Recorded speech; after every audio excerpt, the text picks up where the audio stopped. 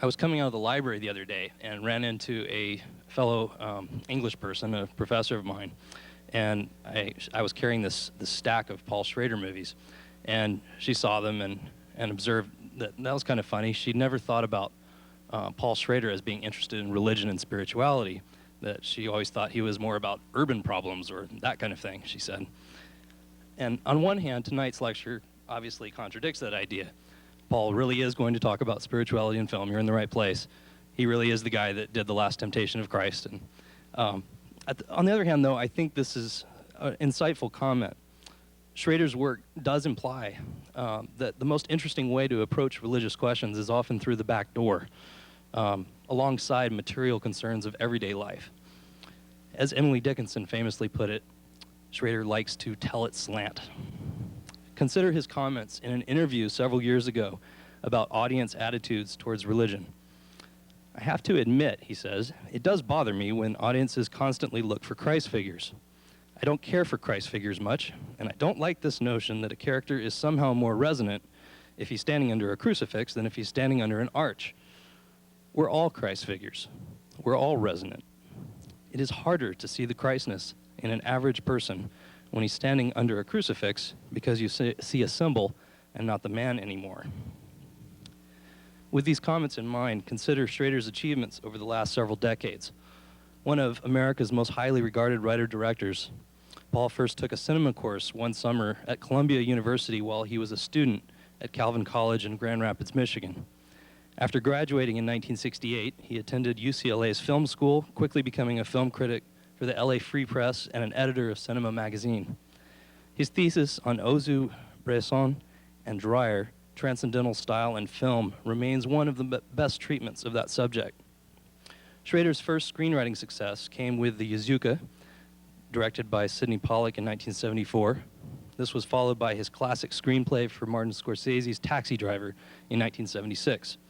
Among his other writing credits are The Mosquito Coast in 1986, City Hall in 1995, and several more Scorsese films, Raging Bull, The Last Temptation of Christ, and Bringing Out the Dead.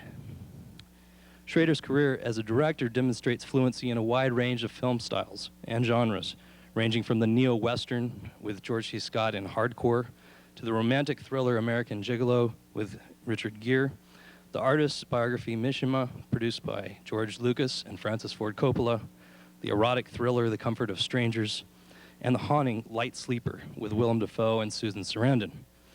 In recent years, he has adapted and directed the critically acclaimed Affliction with Nick Nolte, James Coburn, and Willem Dafoe.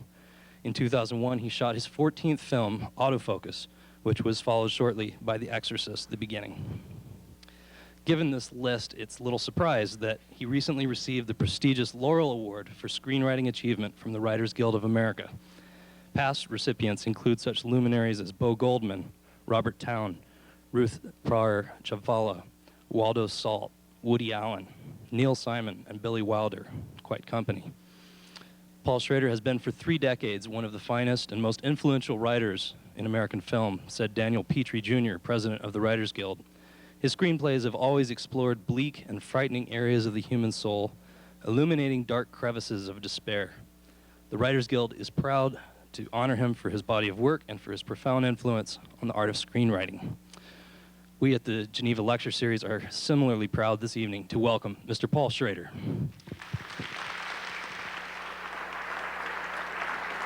Hello.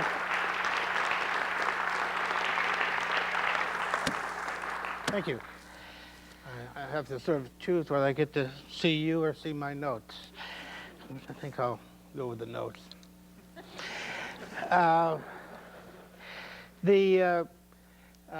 Before I get into the remarks I sort of prepared, I want to start this off on a different note, a lighter note. As some of you may know, I have been involved. I assume this microphone is working, no one is coming up. I've been involved the last couple of years in this rather peculiar Exorcist prequel saga, in which I directed a film a couple of years ago in Rome and Morocco.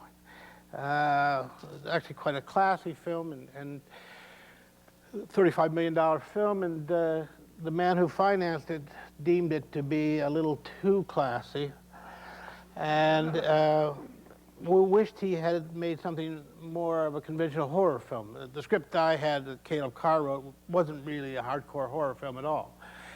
It was the character study of the young father Marin. So they started rewriting and brought in another director, and they ended up shooting a second movie. I don't mean, I mean another movie. This one at cost of $55 million. So now there are two movies under the same title, Exorcist: The Beginning, two different directors, the same star, Stellan Skarsgård, the same premise, different supporting actors, different locations, different look, even though both was shot by Vittorio Storaro. And the Rennie Harlan version came out about a month ago and was not very well received. And in fact has created an appetite for the film I made, you know, and quite a few reviewers, you know, wondered, you know, how bad can that film be? And so it's going to get released.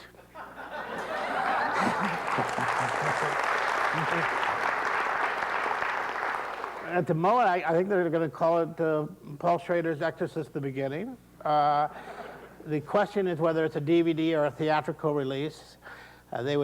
We would prefer theatrical, but it's a question of money. You know, it's a DVD you can do for about 100 grand. Theatrical, it's over $1 million. So somebody is crunching the numbers this week and will decide. But before I get into my comments, I brought a scene from my version with Stellan Skarsgård and Gabriel Mann, and I picked this scene because it has a kind of a theological conversation going on in it. It's sort of an appetizer, an hors d'oeuvre.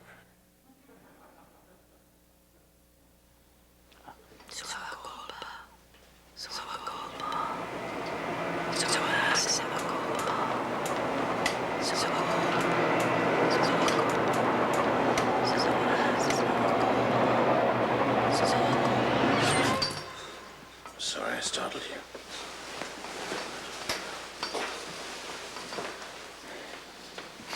Has he been able to sleep through the night? Yes. I wish I could say the same for Rachel. She woke several times after you left.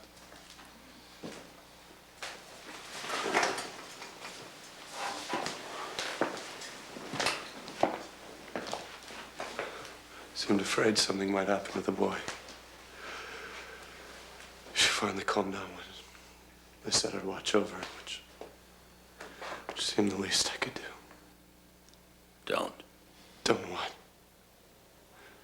Don't acknowledge the fact that I was the one that asked Granville to come. I didn't ask him to shoot the girl. There's only one person responsible for what happened. How is he? He seems fine. I'll take over. You've got things to do.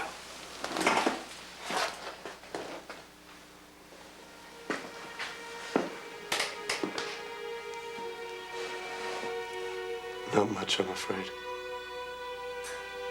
I doubt there'll be much of a class. Well, the children seem to genuinely like school. And you. I'm sure some of them will turn up. Are you all right, man? Is it cold in here?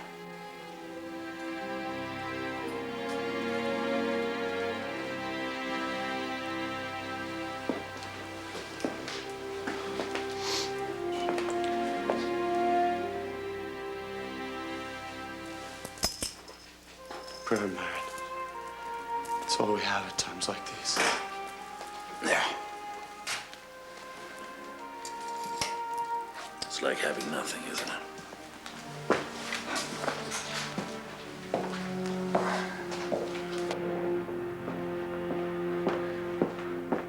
Lancaster.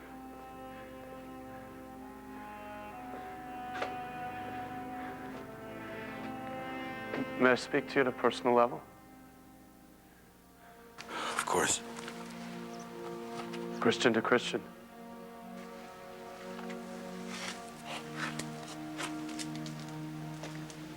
Evil may gain sway over our lives for a time, but the ultimate power of faith lies in its ability to strengthen men. Not to conquer evil, but to survive it. You wrote that. I read it. A young man's theories. But you proved it. I saw it, if that's what you mean.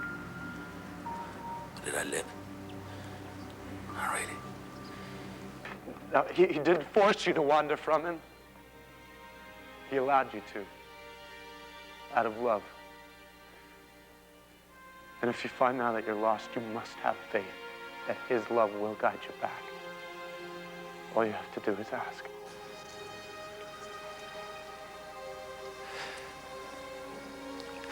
You mean well, but you can't see my soul. I'm God's servant. He can.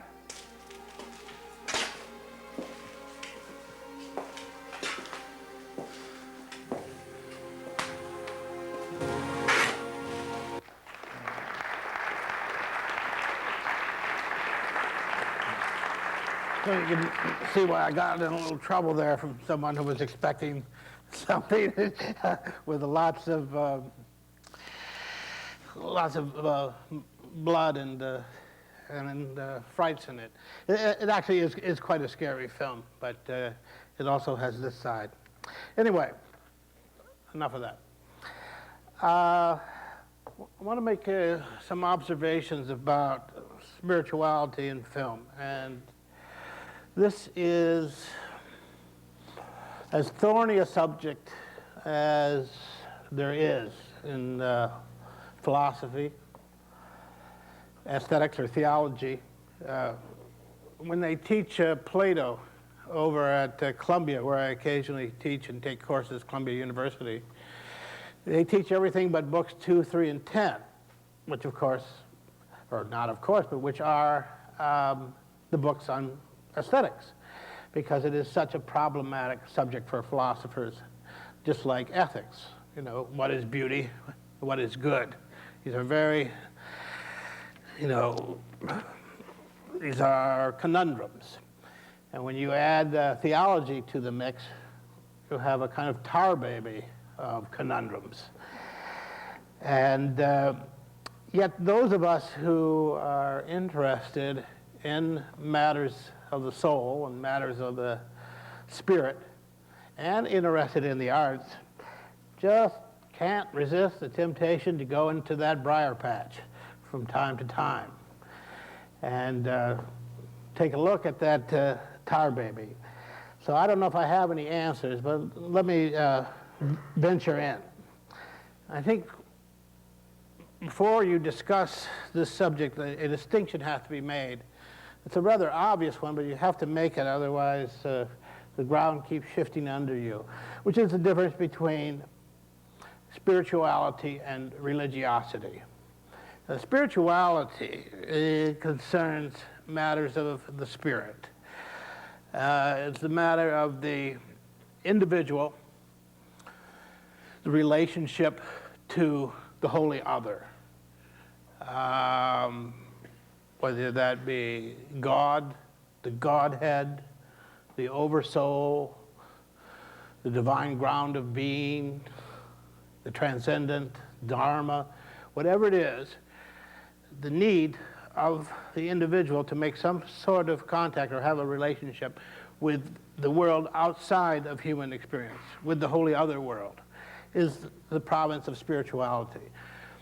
The province of religiosity is the province of religion.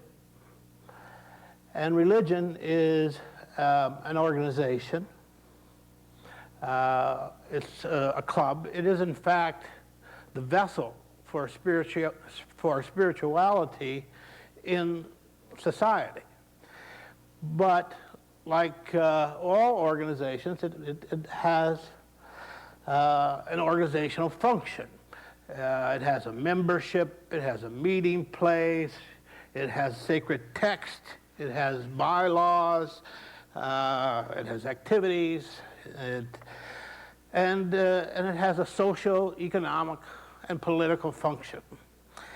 And, you know, it's important not to confuse religiosity, which is about that organization, and spirituality, which is about the individual. You know, there's a kind of analogy to AA here, in a way. If alcoholism is a sin, then it is possible for the alcoholic to look inside himself and find a relationship to the higher power and to change himself and quit drinking. It's possible, but it's very, very hard. You know, most drunks need AA. They need to go to those meetings. They need a sponsor. They need the big book. They need the rules. And maybe in that same way, most sinners need religion. You know, I'm not denigrating religion. I think it's as necessary for sinners as it is Alcoholics Anonymous is for drunks. But I just want to distinguish between the organizational role of a religion and the spiritual need of an individual. This distinction between spirituality and religiosity, of course, presupposes a non-sectarian God. I have never been able to get behind the idea that God would throw his weight behind a particular group or a particular country. And I was raised to believe that he was our God, and he was better than your God, and he was going to punish you. I didn't get that then. I don't get it now. I don't know why God has to be on a team.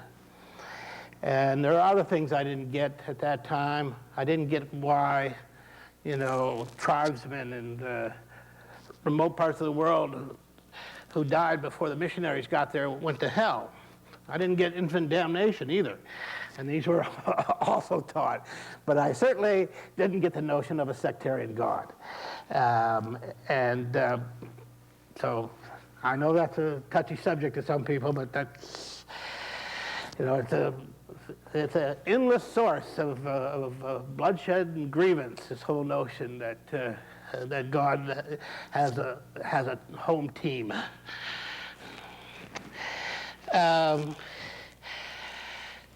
Now, so moving on.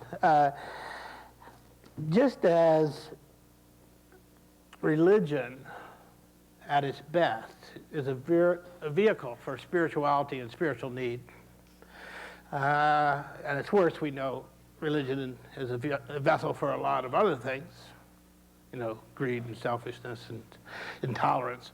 But at its best, it's a vessel for spirituality. So art can be a vessel for spirituality. I've always been fond of a quote by Dutch theologian Gerardus van der Loo, who said that religion and art are parallel